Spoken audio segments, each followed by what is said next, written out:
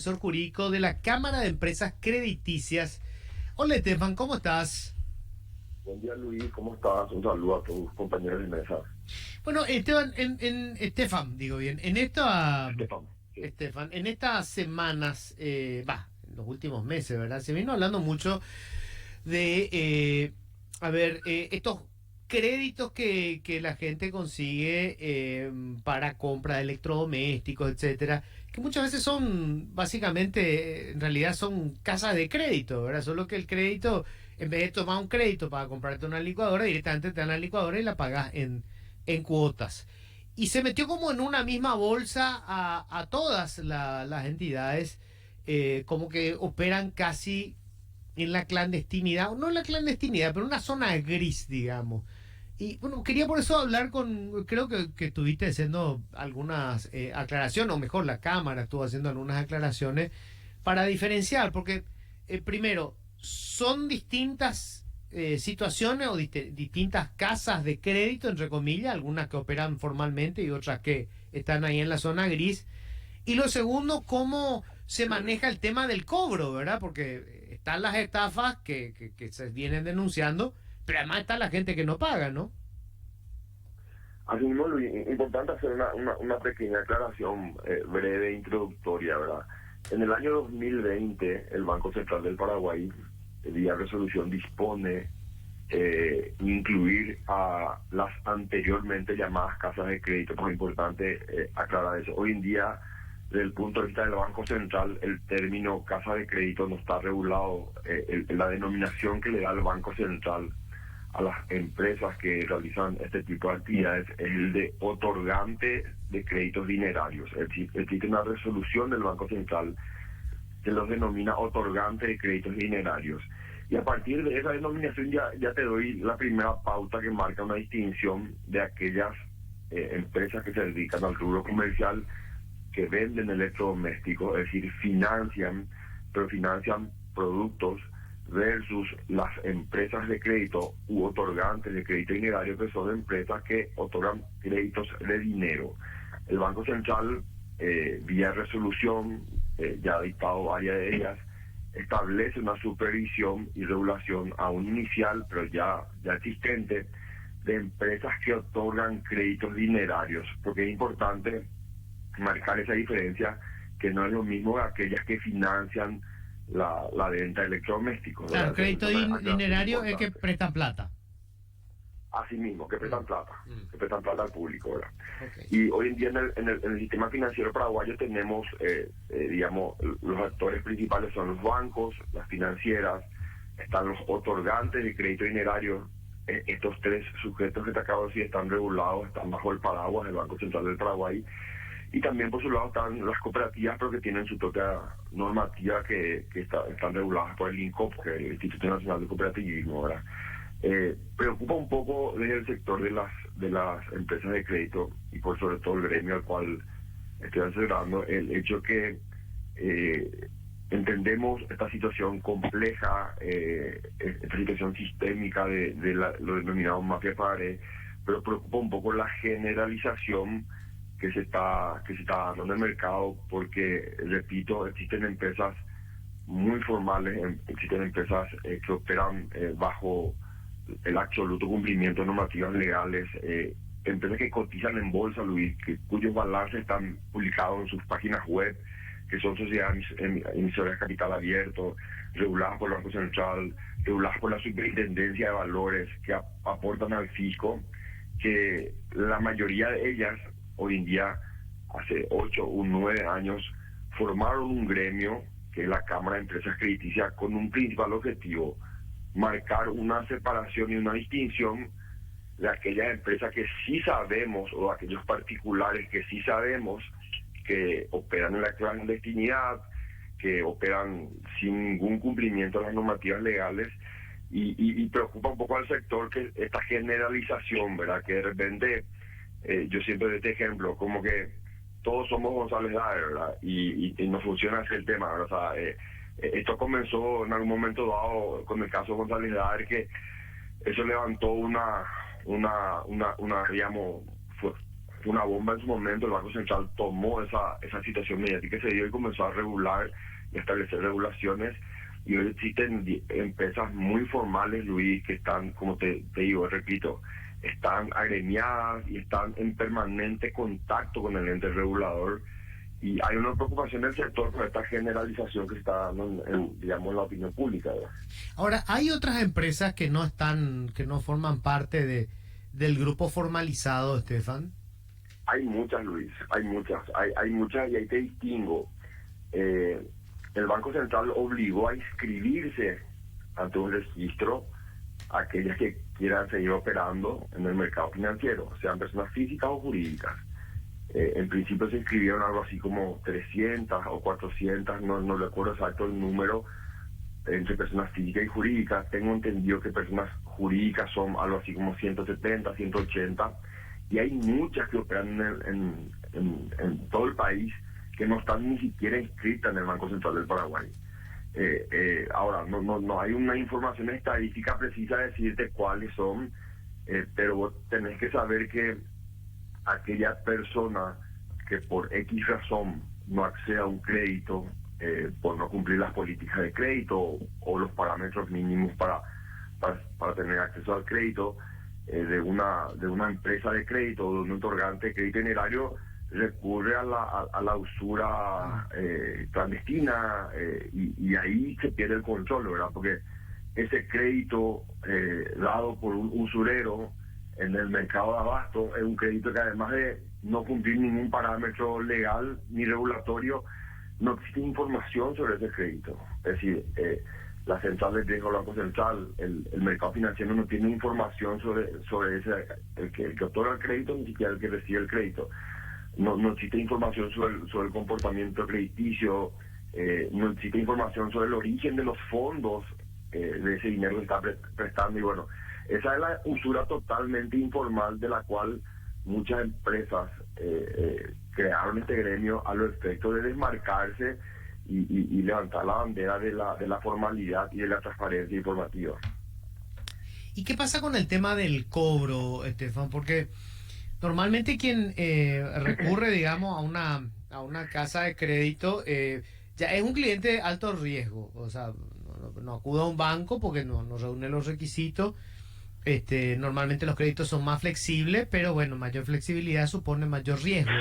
¿Cómo se hace el tema del cobro y que ese esquema no se sume a los esquemas ya casi de extorsión y de estafa que lamentablemente se viene, o sea, que se viene denunciando, que lamentablemente ocurre y se viene denunciando?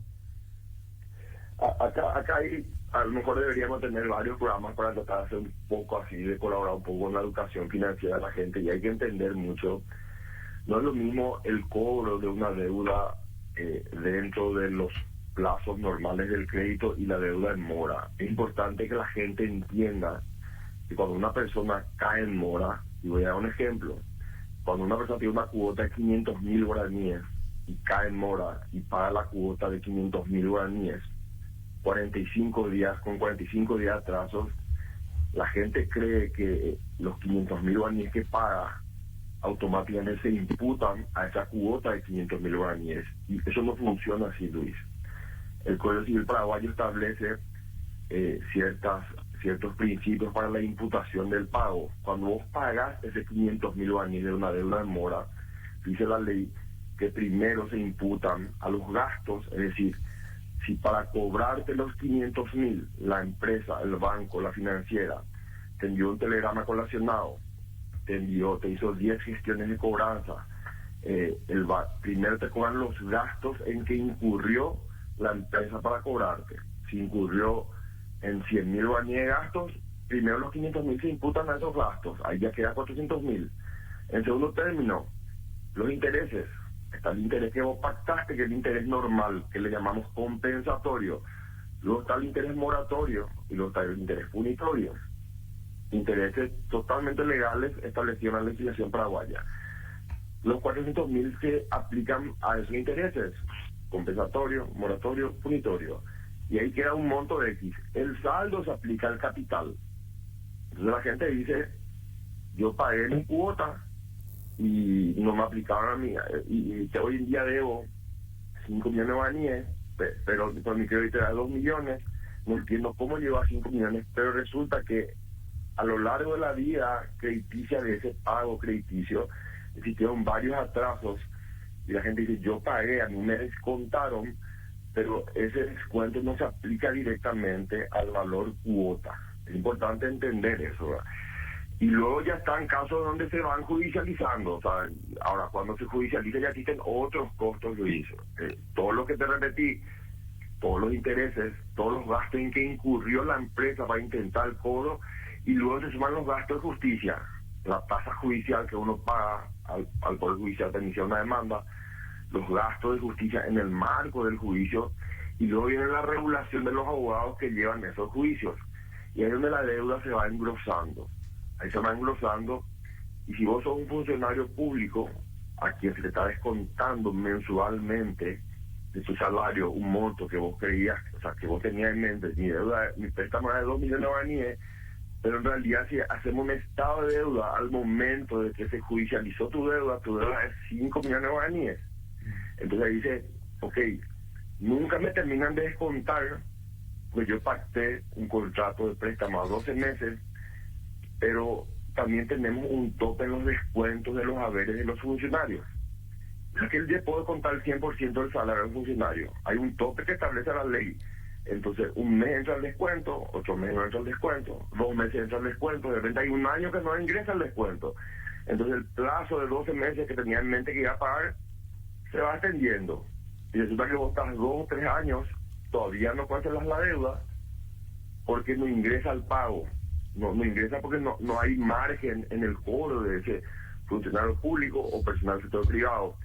Y ahí se genera acuérdate, te lo dije, en todo ese tiempo que no ingresa el pago, siguen creciendo los intereses. Estefan, disculpe, buen día, le saluda Roberto Coronel. Entiendo que, como bien usted dijo, esta dinámica, si lo queremos hacer de forma didáctica y entender la naturaleza de la deuda y la naturaleza de la legitimidad para el cobro, probablemente nos va a llevar mucho tiempo. A mí lo que me interesa saber es lo siguiente: ¿cómo esta situación que ha derivado en la apertura de causas penales, porque se tiene suficiente indicio para llegar incluso, por lo ya publicado, a la convicción de que los juzgados estaban operando en contubernio con otros actores del sistema judicial para perjudicar a ciudadanos por deudas que ya habían pagado? ¿Cómo esta situación bien explícita podría terminar perjudicándole a ustedes si no tienen participación en el hecho?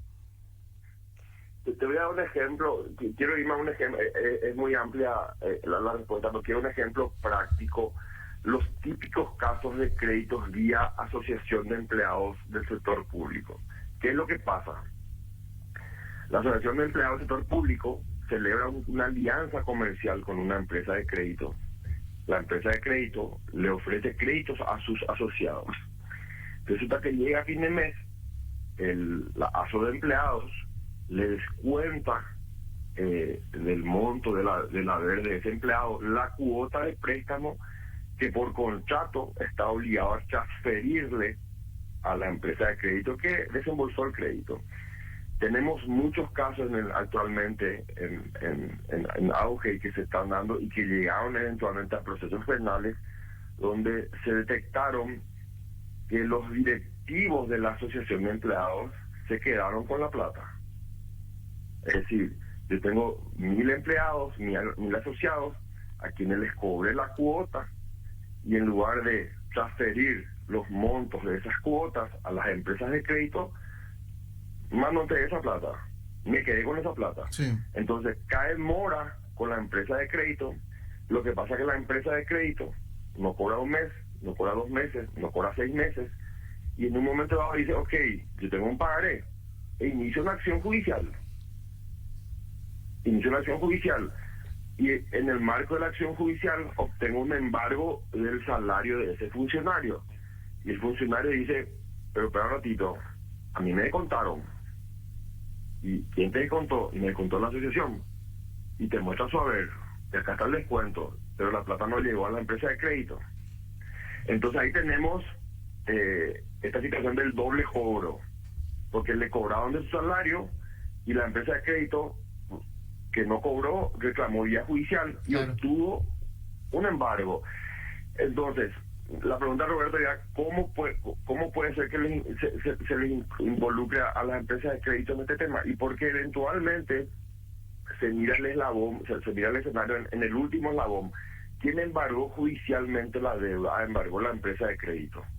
Pero la historia previa es que la empresa de crédito no cobró la deuda y alguien se quedó por el camino con esa plata. Claro, pero ahí Y el existen afectado, causas penales. el afectado ahí va a tener la posibilidad de repetir contra aquel que le descontó ilegalmente, ¿verdad? Pero en los casos que estamos viendo, Estefan, lo que sucede es que se negocia los pagarés que ya se pagaron, entre comillas, y eso se vuelve a cobrar con la venia de los juzgados de paz.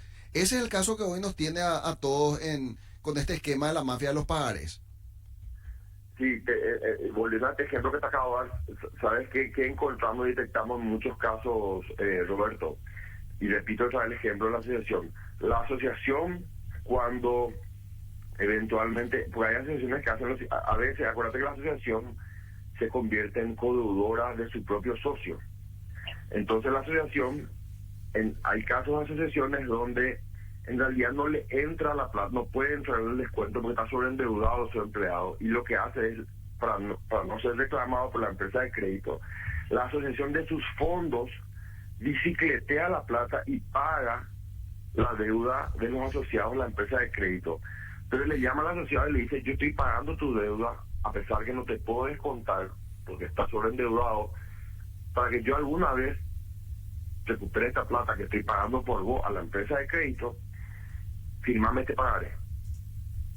Entonces la asociación hace firmar un pagaré a esa persona y a ti te un pagaré preexistente que también firmó a la empresa de crédito. Entonces yo lo que busco es que se desmarquen las situaciones. Hay muchas acciones realizadas en el marco de asociaciones que de forma deliberada y engañosa le hacen firmar dobles pagarés a sus asociados, que cobran sumas de dinero y no transfieren la cuota a los préstamos a las empresas de crédito. Pero es más fácil pareciera ser decir: ok, acá quien hizo firmar doble pagaré es la empresa de crédito. Y yo lo que pedimos, al menos del gremio de casas de crédito, de empresas de crédito, es que se analicen caso por caso, casos puntuales, y eventualmente llegar si existió un cobro, un doble pagaré, sería: ok, ¿quién hizo firmar este doble pagaré? ¿Quién cobró dos veces? Y que se vea la trazabilidad, porque en la mayoría de los casos, al menos que yo estoy teniendo conocimiento, todo este accionar, digamos, irregular, se está dando dentro, y vuelvo al ejemplo de asociaciones que están cobrando de forma indebida, y muchas veces que están cobrando y no están rindiendo cuentas a las empresas de crédito. No digo tampoco que sean todas las asociaciones que estén realizando y operando de esa forma. Por eso que la preocupación es que ante 1, 2 o 3 o 10 casos puntuales se esté generalizando. Hay que tener en cuenta, y le doy un dato a la mesa. Se cree que las empresas de crédito en Paraguay aproximadamente tienen algo así como 400.000 clientes en el mercado. Y acá estamos hablando de, no sé, 1.000, 2.000 casos denunciados, y después estamos hablando probados. Hasta ahora yo tengo en mente 4 o 5 casos probados. En realidad yo vi las pruebas, entonces, pero estamos generalizando y eso preocupa un poco también, porque hay una retracción en el desembolso de créditos, porque las empresas, ante esta situación de satanizar el crédito, analizan doble, triplemente si siguen o no desembolsando créditos, elevan la vara de requisitos para acceder a un crédito. Y lo que pasa es que aquella persona, porque hay una realidad, hay muchos paraguayos que viven del crédito, que no pueden vivir de su salario, viven del crédito. Esos paraguayos están quedando sin crédito, y ¿qué hacen? Recurren a la usura informal. Y ahí es donde se genera el sobreendeudamiento y se vuelve esto sistémico. Por eso que yo soy partidario de evitar las generalizaciones, de analizar puntualmente caso por caso, y eventualmente aquellos que tengan responsabilidades penales, civiles, bueno, dejarle a la justicia de lado que haga su trabajo. Y Roberto, hablaste un poco del tema de las circunstancias del Poder Judicial. Y ahí yo ya te voy a hablar como abogado. Me quito el sombrero de abogado de empresas de crédito y me pongo el sombrero de abogado que alguna vez litigó en juicio en el Poder Judicial. Hoy gracias a Dios, me dedico a asesorar a empresas. Y gracias a Dios porque entrar al Poder Judicial, uno entra y no sabe cuándo sale. Hay un grave problema sistémico en el Poder Judicial, no solo de infraestructura, sino de aquellos funcionarios que ocupan cargos que no tienen la preparación básica para ejercer el cargo, gente con con baja honorabilidad, problemas sistémicos, falta de presupuesto. O sea, el problema es grave en el Poder Judicial. Si vos me preguntás, me pides una opinión, aquí además de hablar en mafia pagaré, yo hablaría de un problema grave en el Poder Judicial paraguayo, que ni vos, ni yo, ni una empresa de crédito no tenemos la posibilidad de solucionar este problema. No sé cómo se va a solucionar. O sea, digitalizar todos los procesos, estamos lejos de eso, pero pareciera ser que este grave problema sistémico del Poder Judicial está permeando en todos los actores del mercado financiero, que no tenemos la posibilidad de solucionar ese problema. Es una realidad. Nosotros no podemos solucionar el problema del Poder Judicial. Claro. Ni siquiera sé cuánto tiempo va a tardar en solucionarse eso. Estefan, te agradezco mucho, mis respetos. Gracias, Luis. Un placer a todos. Estefan Isocolam, asesor jurídico de las empresas. Interesante los datos para tener un poco también la otra cara de la moneda, ¿verdad? Sí, sí. Al final él dejó lo que le habíamos consultado en principio. Querían, por lo visto, tenían la necesidad de explicarlo minuciosamente.